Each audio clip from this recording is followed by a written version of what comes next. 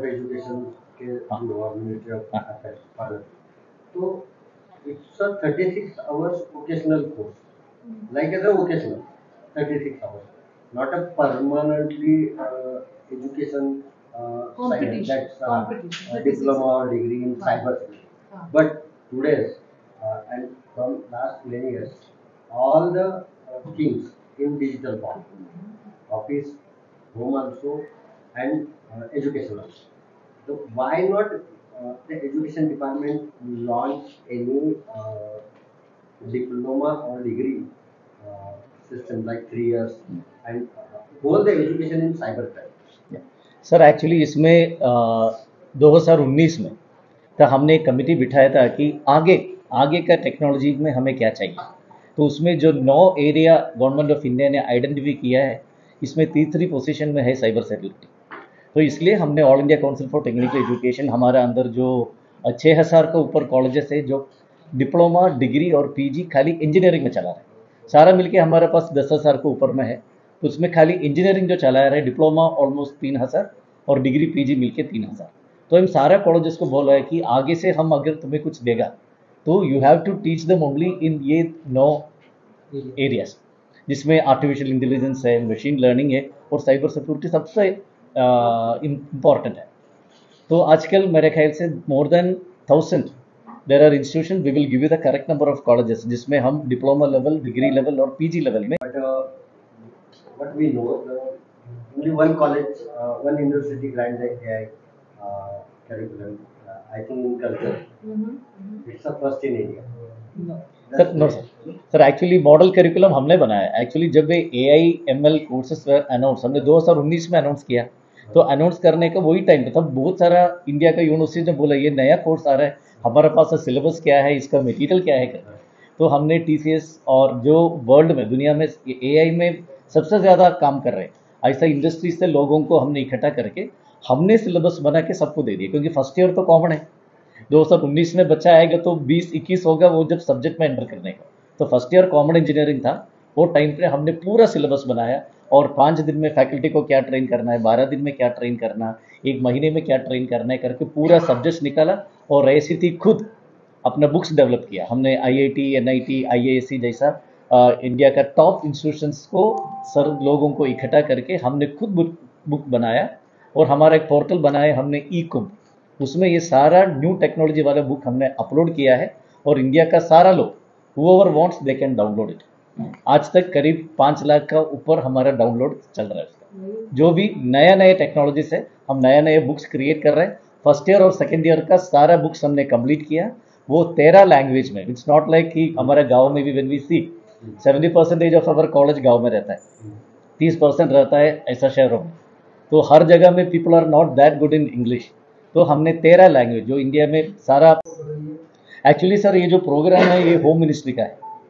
This I4C and BPR&T belongs to home ministry and वो उसका solution they are routing through ICT, क्योंकि technical education all India council for technical education handle कर रहे हैं। तो हमारे अंदर जो ये 6000 कॉलेजेस है जो इंजीनियरिंग पढ़ा रहे हैं, हमारे बच्चों से home ministry is trying to get the solution and they were very happy the way in which. वो बहुत खुशी है उन लोगों की द वे इन विच हमारा बच्चा सोच रही है एक प्रॉब्लम को कैसा वो अप्रोच कर रही है। That we are in the right track. This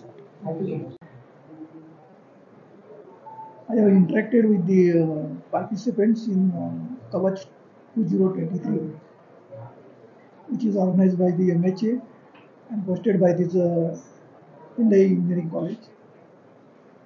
I found the participants very, very bright. They will provide such a solutions to the investigation agencies, because the investigation agencies are facing a lot of problems. We are solving it, but the cyber criminals are coming up with new tricks, and in every crime they are using such tricks that it requires some technical persons like these participants. And I welcome all these participants to do the internship program at our Maharashtra Cyber in Mumbai. Thank you. खूप मोठ्या आव्हानांना सामना करावा लागतो आणि अशा स्थितीमध्ये अशा प्रकारचं एक कवच मिळते काय किती महत्वाचं आहे काय सांगा. सर्वसाधारणपणे आपल्या देशामध्ये 140 कोटी लोक राहतात आणि 140 कोटी मधले 84 कोटी लोक हे इंटरनेटने कनेक्ट झालेले लोक आहेत. आणि या इंटरनेटने कनेक्ट झाल्यानंतर तुम्ही ज्या ज्या वेळेला एखादी सेवा घेता किंवा एखाद्या कोणतीही ॲक्टिव्हिटी ज्यावेळेला करता त्यासाठी तुम्ही स्मार्टफोनचा वापर करता, तुम्ही लॅपटॉपचा वापर करता किंवा कुठल्याही टॅबलेटचा वापर करता. ज्या ज्यावेळेला तुम्ही याचा वापर करता त्यावेळेला तुम्हाला काही ना काहीतरी गोष्टी सर्च कराव्या लागतात आणि ते सर्च केल्यानंतर हा जो सगळा जो डेटा आहे ओपन सोर्स डेटा म्हणून हा गणला जातो.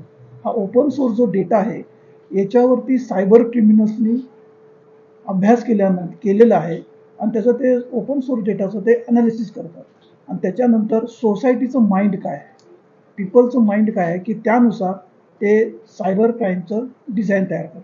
त्यामुळे प्रत्येक सायबर क्राईममध्ये वेगवेगळ्या प्रकारचं डिझाईन त्यांच्याकडून वापरलं जातं. ज्या ज्या सेवा म्हणून उपलब्ध आहेत इंटरनेटवरती, जे जे ॲप्स उपलब्ध आहेत त्याचे हुबेहूब ॲप बनवले जातात. खास करून जे सेवा महिला वापरतात, जे सेवा वृद्ध लोक वापरतात किंवा जे कॉमन ट्रॅव्हलर जे वापरतात, या सर्व सेवाचे जे ॲप्स आहेत असे हुबेहूब ॲप बनवले जातात. तशाच प्रकारचे ॲप तयार करून हे गुगलवरती प्ले स्टोअरवरती टाकले जातात आणि ज्या वेळेला हे ॲप तुम्ही डाउनलोड करता त्यावेळेला मोबाईल फोनमधला, लॅपटॉपमधला किंवा आणि इतक्यांचा तो सर्व डेटा हे सायबर क्रिमिनल्स काढून घेतात आणि त्याच्यानंतर या सर्व डेटाचं अनालिसिस करून ते वेगवेगळ्या प्रकारचे थ्रेट्स इंडिव्हिज्युअल लेवलला म्हणजे एखाद्या व्यक्तीला व्हिक्टिम त्यांच्याकडून शोधला जातो. त्याचबरोबर कॉर्पोरेट सेक्टरमध्ये सुद्धा किंवा ज्या गव्हर्नमेंट इन्स्टिट्यूशन्स आहेत किंवा सरकारी जे यंत्रणा आहेत, खास करून तुमची रेल्वे यंत्रणा असेल, तुमची विमान सेवा असेल किंवा वॉटर सप्लायची योजना असेल किंवा इलेक्ट्रिसिटी सप्लायची योजना आहे, ज्या ज्या काय किंवा तुमचे एखादे वॉटर रिसोर्सेस मॅनेजमेंटच्या ज्या काही यंत्रणा आहेत याच्यावरती जे क्रिटिकल इन्फ्रास्ट्रक्चर आपल्या देशामध्ये आहेत त्याच्यावरती सायबर क्रिमिनल्स या डेटाचा वापर करून ॲनालिसिस करून वेगवेगळ्या प्रकारचे मॉडेल्स तयार करून त्याच्यावरती अटॅक करण्याची शक्यता आहे. नजीकच्या काळामध्ये तुम्ही 2020मध्ये बघितलं असेल की मुंबईमध्ये इलेक्ट्रिक आउटेज झालेला होता की त्याच्यामध्ये मुंबईची जी इलेक्ट्रिकची सेवा आहे ही हॅम्पर करण्यात आलेली होती. त्याच्यामुळे टप्प्याटप्प्याने मुंबईतल्या काही भागातली लाईट गेलेली होती की त्याचा शोध घेतला असता काही स्टेट ॲक्टर्स ह्याच्यामध्ये आहेत असा संशय महाराष्ट्र सायबरच्या टेक्निकल टीमला आलेला होता. त्यानुसार आम्ही तो रिपोर्टही सबमिट केलेला आहे. बोलण्याचं तात्पर्य एवढंच आहे की हे हॅकॅथॉन केल्यामुळे जे यंग माइंड्स आहेत, जसे सायबर क्रिमिनल्स आपल्या उपलब्ध आहेत तसेच यंग माइंड जे आहेत यांची सुद्धा विचाराची क्षमता तेवढीच जास्त आहे आणि हे कॅप्चर करण्यासाठी हे हॅकॅथॉन केल्यामुळे किंवा आता जे त्यांना जे प्रॉब्लेम स्टेटमेंट जे दिलेले होते 20, तर हे प्रॉब्लेम स्टेट आहे मोबाईल फोनमधला, लॅपटॉपमधला किंवा आणि इतक्यांचा तो सर्व डेटा हे सायबर क्रिमिनल्स काढून घेतात आणि त्याच्यानंतर या सर्व डेटाचं अनालिसिस करून ते वेगवेगळ्या प्रकारचे थ्रेट्स इंडिव्हिज्युअल लेवलला म्हणजे एखाद्या व्यक्तीला व्हिक्टिम त्यांच्याकडून शोधला जातो.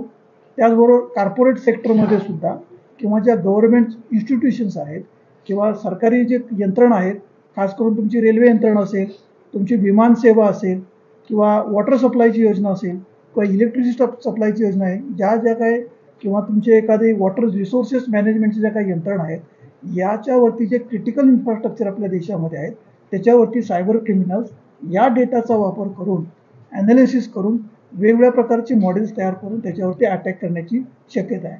नजीकच्या काळामध्ये तुम्ही 2020मध्ये बघितलं असेल की मुंबईमध्ये इलेक्ट्रिक आउटेज झालेला होता की त्याच्यामध्ये मुंबईची जी इलेक्ट्रिकची सेवा आहे ही हॅम्पर करण्यात आलेली होती. त्याच्यामुळे टप्प्याटप्प्याने मुंबईतल्या काही भागातली लाईट गेलेली होती की त्याचा शोध घेतला असता काही स्टेट ॲक्टर्स ह्याच्यामध्ये आहेत असा संशय महाराष्ट्र सायबरच्या टेक्निकल टीमला आलेला होता. त्यानुसार आम्ही तो रिपोर्टही सबमिट केलेला आहे.